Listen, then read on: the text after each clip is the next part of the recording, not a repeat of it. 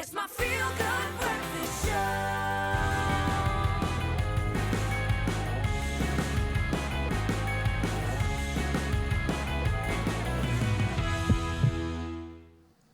Welcome back. It is your Feel Good Breakfast Show. It's Expresso on S3, and you're just in time because we're diving into the nuances of heartburn and indigestion. We have Dr. E back on our couch, and we're about to explore the causes and triggers and how products like CITRO soda can make a big difference. Dr. E, it's great to have you back. Thank you, Zoe. Didn't expect to be here so soon. Oh, well, that's okay. We love it that you're here because we love your expertise in this field. Now, Doc, I have to tell you, the first time I experienced heartburn, I wasn't sure exactly what it was that I was feeling. And it's confusing if you're not used to it. Yes. But what are some of those symptoms and triggers that causes heartburn and indigestion? Okay, good question. I'm going to give you a little bit of a background to make it simpler. Otherwise, it can be very vague and very broad. Okay. So, fun fact. Where are the most serotonin receptors in the body? In your gut.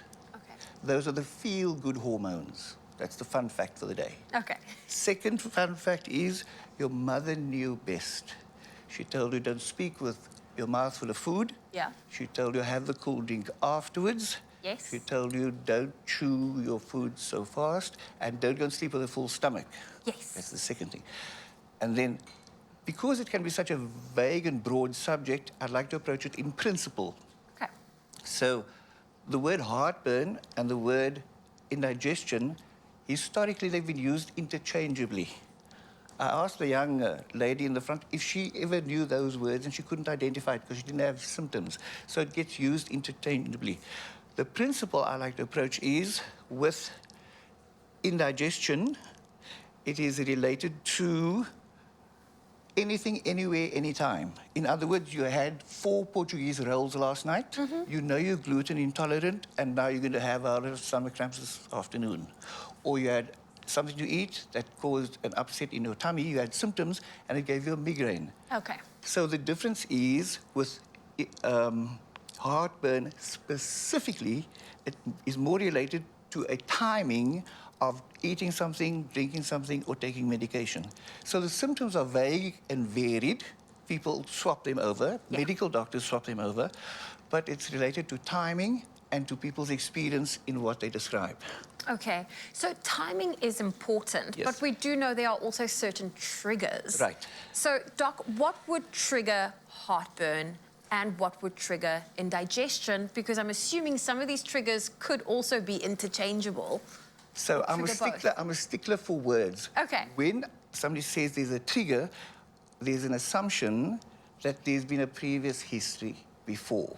So now we know that you've been rushing, getting here, you haven't had breakfast, your tummy's not been feeling right. You had something to eat last night and something else changed. So the trigger was the other thing that you ate. But it will give you the symptoms of what we call dyspepsia. So DYS, dys means an abnormality of any upper abdominal symptoms.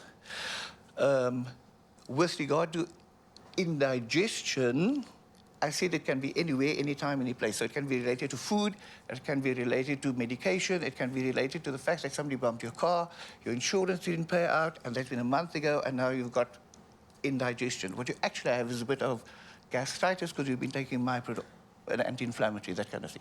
So it depends on the principle I told at the beginning. We look at the context. Okay. If you were 80 with this kind of thing, we're going to look for something else. If you're a 9-year-old, we look for something else. So the terms are one thing, but we have to understand the context where we apply it to so that the medical person does the appropriate thing. Historically, we know people have spent an exorbitant amount of money having tests done because they've got abdominal pains, and there's nothing. And then the last thing that's vital in that, in the appropriate context, is for the medical person to remember the non-gastrointestinal not complication factor. And the main one is whether people are having anything cardiac related. Okay. Now, Now, Doc, we are talking, you know, we're going into the festive season. Yes. We know that this is a time where a lot of people overindulge, and that can cause symptoms like indigestion because you're eating out of your normal, Yes. your norm. You are eating more or drinking more Yes. for that case. What are some of the solutions to ease up these feelings of, let's say, you are feeling indigestion or perhaps you are experiencing heartburn? Is there the same treatment for both of these? Okay, so let's have a principle. Okay. The principle that the Stoics use is keep a balanced plate. So you can do it literally, you can do it as a principle in your life. So in other words, whatever one does, do it in moderation. We know cigarette smoke, we know alcohol, we know acidic food, we know high fiber food, we know certain juices, people take medication. All of those things can have an effect on the way that the gastrointestinal tract works. Yeah. Sometimes, or often, depending on people's sophistication and their language, they are able to communicate it well. Others don't. So the experienced clinician will work on principles rather than make a diagnosis or become what we call a triager and send them off to go and have tests done. Festive season, moderation is the principle. But we don't always keep that in mind. Okay, fair enough. Then my comment to that would be a very trendy word called mindfulness. Part of the questions that were posed was, what can people do about their lifestyle changes, right? But only you know what you put in your mouth. True. And you've already experienced that when you have the peppers on the pizza that you had at the pizza place. So, let's just have it anyway. And what happens? So people know what they put in their mouth and they know what the triggers are. That's a human behavior. Yeah. What's important for the clinician is to be confident and, brave enough to say, tell me what else are you eating? Yeah. You weigh 200 kilograms, what else do you eat? He says, 2 chicken schnitzels. I says that, he says, yeah. I say, and what else do you have with it? 2 liters of Coke. Oh, well, see, there's the problem. He's not eating the Coke. And then he goes to sleep, and then he gets the heartburn.